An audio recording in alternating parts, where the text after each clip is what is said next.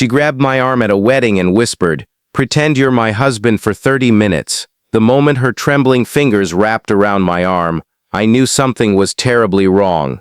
Her eyes were full of panic, her breathing uneven, and before I could even ask what had happened, she leaned closer and whispered, "Please, just 30 minutes. Pretend you're my husband, I'll explain later." Around us, crystal glasses sparkled beneath the lights of an elegant wedding venue overlooking Lake Michigan in Chicago, but somehow the music, laughter, and celebration all faded into silence. Before we continue, if you believe kindness can change lives, if you believe in hope, forgiveness, compassion, and second chances, please take a moment to like this video, leave a comment, share it with someone who needs a little hope today, and subscribe to the channel.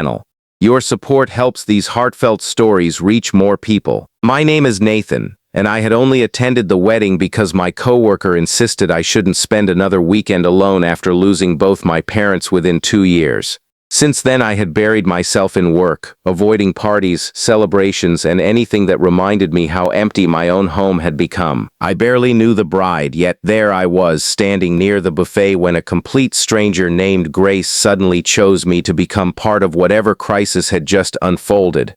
Without waiting for my answer, she gently slipped her hand through my arm and guided me toward a group of elegantly dressed guests.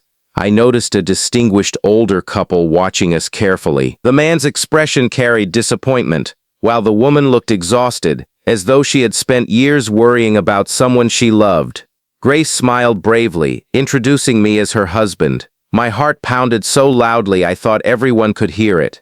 During the next half hour, I slowly began understanding the truth. Grace had been engaged once before, but her fiancé had ended the relationship only weeks before their own wedding after accepting a job overseas. The heartbreak had shattered not only her confidence but also her relationship with her family. Her parents believed she had thrown away her future by refusing to follow him, and every family gathering became another painful reminder that she was still alone while everyone else had moved on. This wedding was the first event where her entire extended family would be together. She had spent weeks trying to gather enough courage to attend, but as soon as she walked through the doors, relatives began asking uncomfortable questions. Then someone casually mentioned that her former fiancé had unexpectedly arrived with his new wife. Panic overwhelmed her. She wasn't trying to deceive anyone forever. She simply wanted enough time to survive the evening without breaking down in front of everyone. As we greeted relatives together, I noticed something remarkable. Grace wasn't pretending because she wanted attention. She was pretending because she was terrified of becoming the center of pity. Every smile she forced carried years of hidden pain. Every laugh masked another scar she hadn't allowed herself to heal. The longer we stayed together, the more genuine our conversations became whenever no one else was listening. She admitted she felt like a failure. I quietly confessed that after losing my parents, I no longer knew how to believe happiness could return. Two strangers had accidentally become each other's safe place in the middle of someone else's celebration. Eventually, Grace's mother gently pulled us aside. Instead of asking questions about our imaginary marriage, she simply hugged her daughter. Tears streamed down Grace's face as the truth finally came out. She apologized for pretending. She admitted she had been ashamed of her loneliness and afraid her family would never understand how deeply the broken engagement had hurt her. To my surprise, no one became angry. Her father lowered his head, admitting he had confused strength with stubbornness.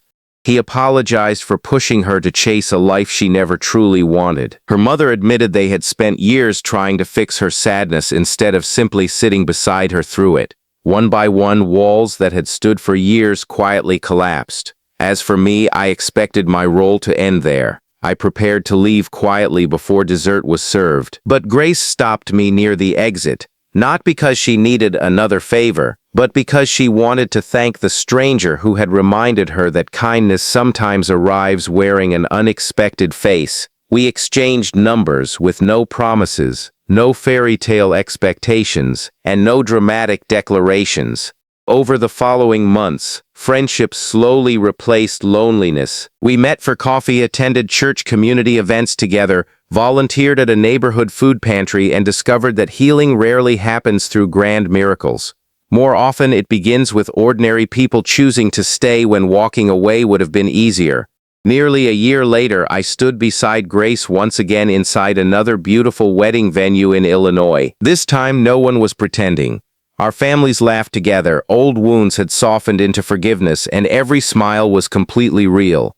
Sometimes the greatest love stories don't begin with romance. Sometimes they begin with simple compassion offered to someone carrying invisible pain. If this story has touched your heart in any way, please support the channel by liking the video, sharing it with friends and family, and subscribing so we can continue bringing you stories filled with hope and kindness. Before this story ends, I'd love to hear from you. Please leave a comment telling us about a moment when a stranger's kindness changed your life or when you chose to help someone without expecting anything in return. That evening taught me something I will never forget.